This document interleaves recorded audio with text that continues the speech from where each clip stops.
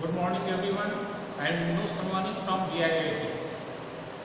आज का हमारा टॉपिक है कंपनी लॉ का इनकॉर्पोरेशन ऑफ कंपनी। टॉपिक क्या है?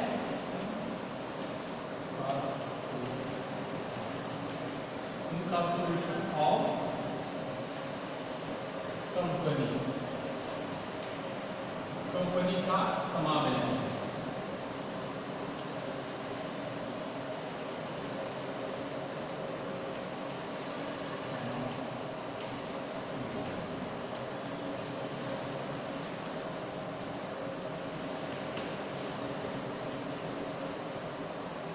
कंपनी का समामेलन, सबसे पहले ये समामेलन क्या है ये आप समझें।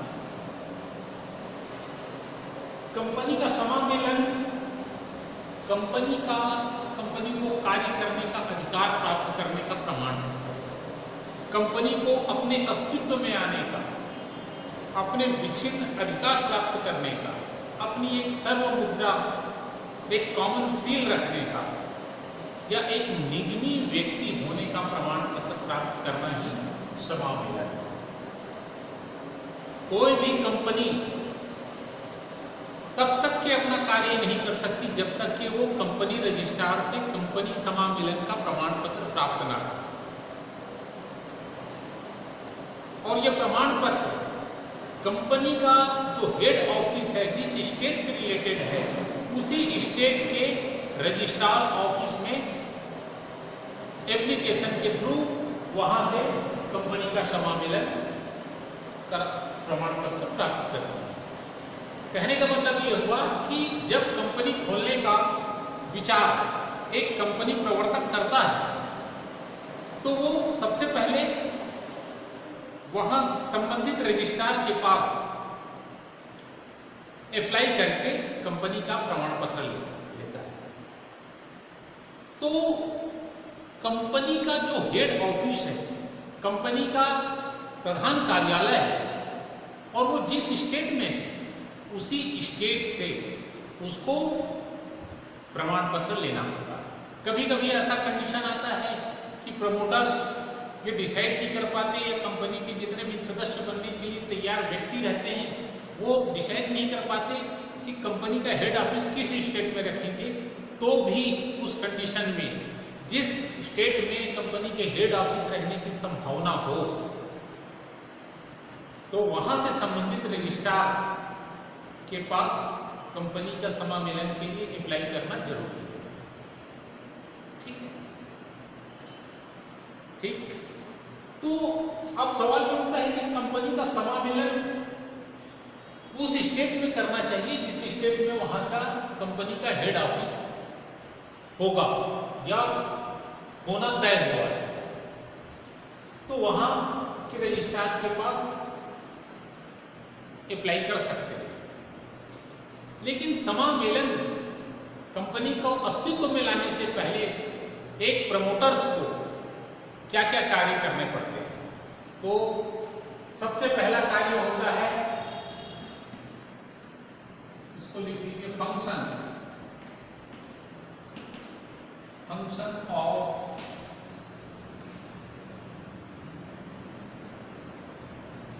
Company corporation.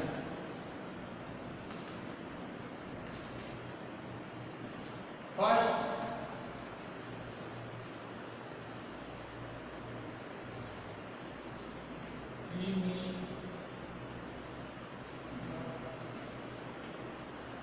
प्रारंभिक कार्य।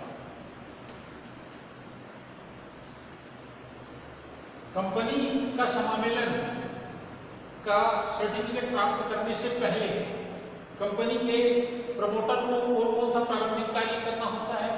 नंबर फर्स्ट, कंपनी का प्रकार निर्धारित करना। सबसे पहले प्रमोटर कंपनी का प्रकार निर्धारित करता है कि कंपनी किस प्रकार की रहेगी, कंपनी निजी रहेगी या कंपनी सार्वजनिक रहेगी। अगर निजी है तो कम से कम 2 मेंबर्स का हस्ताक्षर, और अगर कंपनी सार्वजनिक है तो कम से कम 7 मेंबर का उसमें सिग्नेचर होना चाहिए। कंपनी किस प्रकार की दायित्व वाली होगी उसका भी उल्लेख रजिस्ट्रार के पास करना पड़ेगा। कंपनी अंशों में सीमित अंशों वाली होगी या फिर गारंटी वाली होगी, इसका भी कंपनी रजिस्ट्रार के पास उल्लेख करना जरूरी है। सेकंड, रजिस्ट्रार कार्यालय का स्थान निर्धारित करना। रजिस्टर्ड कार्यालय का स्थान, जैसे कि मैंने पहले बताया कि रजिस्टर्ड कार्यालय कौन सा होता है, जो उनका मेन ब्रांच होता है, मेन ऑफिस होता है, तो उसके लिए भी एक प्रमोटर को तैयारी करनी पड़ती है, काफी विचार करने पड़ते हैं कि हमारे ऑफिस का हमारी कंपनी का मेन ऑफिस कहाँ होगा, किस स्टेट में होगा। जिस स्टेट में होगा उस स्टेट के कंपनी रजिस्ट्रार के पास उसको अप्लाई करना होगा। तो कहने का मतलब ये हुआ कि कंपनी का रजिस्ट्रार कार्यालय का स्थान निर्धारित करना होता है।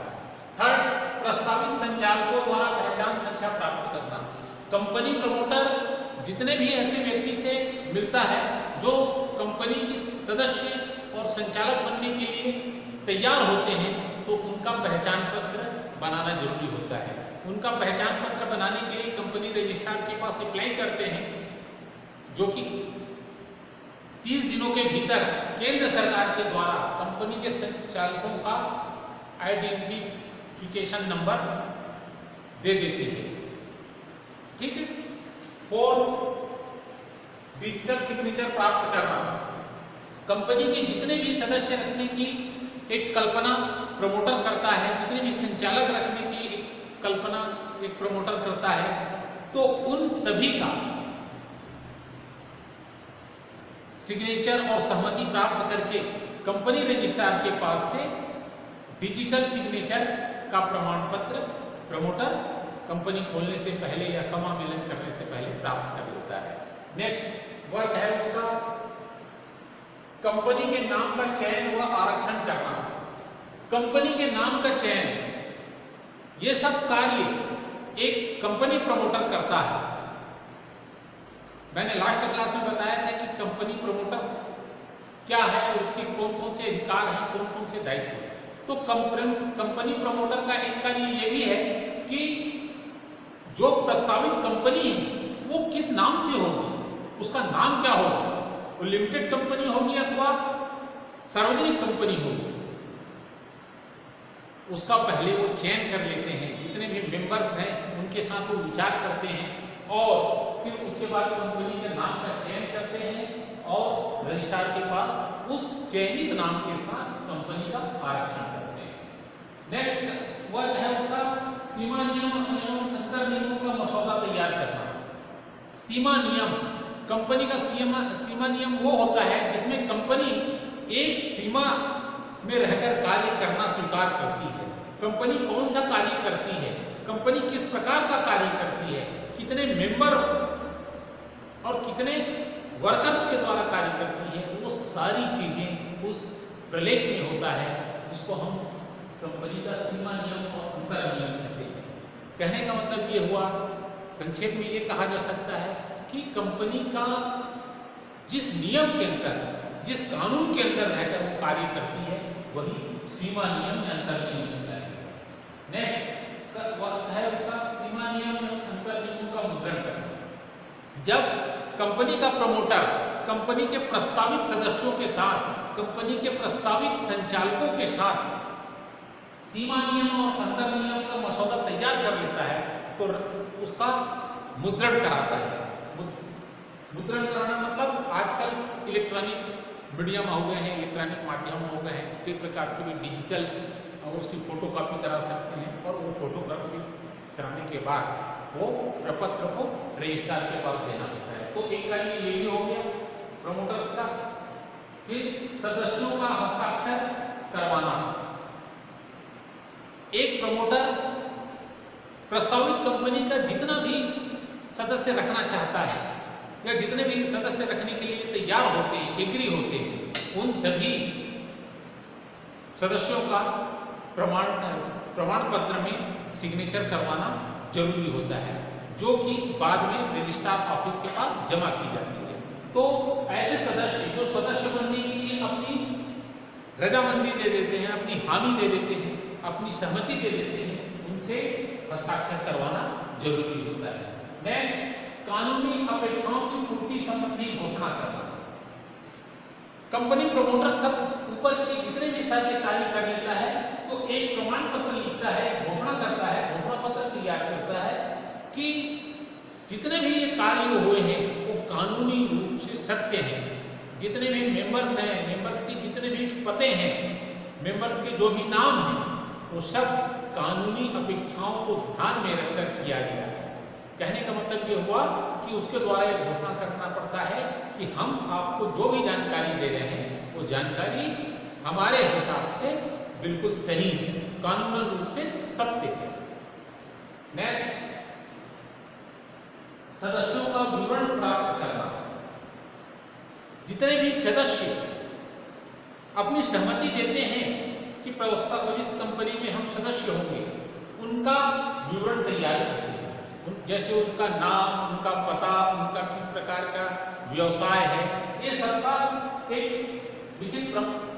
लिखित में कंपनी का प्रमोटर प्राप्त कर लेता है।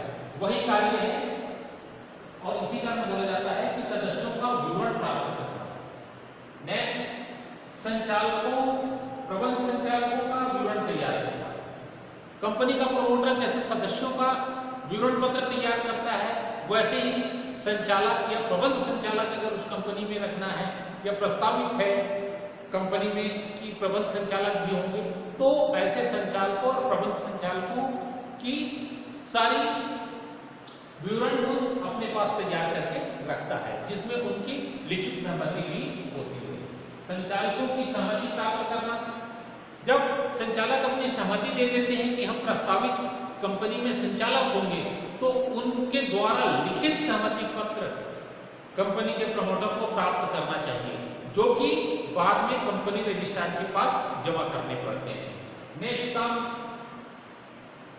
सहमति प्राप्त करने के पश्चात एक कंपनी के प्रमोटर का जो दूसरे नंबर का कार्य होता है, ये तो प्रारंभिक कार्य था, दूसरे नंबर का कार्य होता है रजिस्ट्रार को प्रपत्रों की सुपुर्दगी। रजिस्ट्रार को प्रपत्रों की सुपुर्दगी।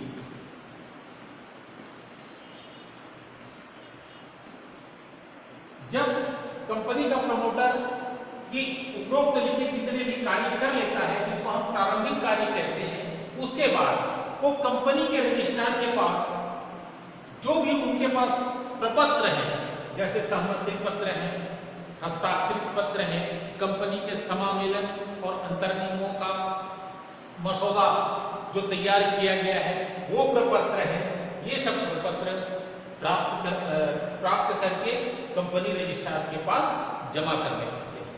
तो जो दूसरे नंबर का कार्य है रजिस्ट्रार को प्रपत्रों की सुपुर्दगी करना, उसमें सबसे पहले पत्राचार हेतु पते की सूचना।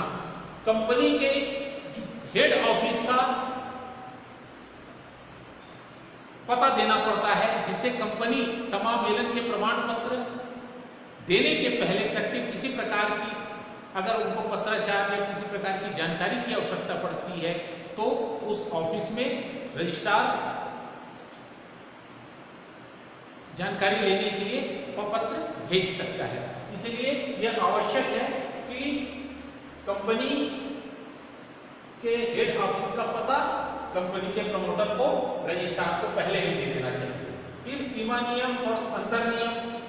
सीमा नियम और अंतर्नियम जो प्रस्तावित कंपनी का पहले से तैयार करके प्रमोटर रखा हुआ है, जिसमें संचालकों का सिग्नेचर है, सदस्यों का सिग्नेचर है, सदस्यों के नाम और पते हैं, उस प्रपत्र को कंपनी का प्रमोटर कंपनी के रजिस्ट्रार के पास सुपुर्द करता है। नेक्स्ट, कानूनी अपेक्षाओं की पूर्ति की घोषणा।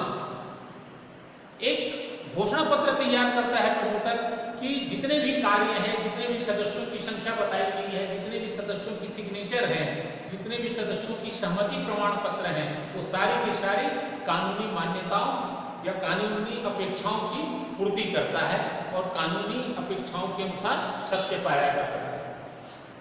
उसी प्रकार सदस्यों संचालकों का शपथ पत्र तैयार करता है, संचालकों की लिखित सहमति का प्रमाण पत्र प्राप्त करता है।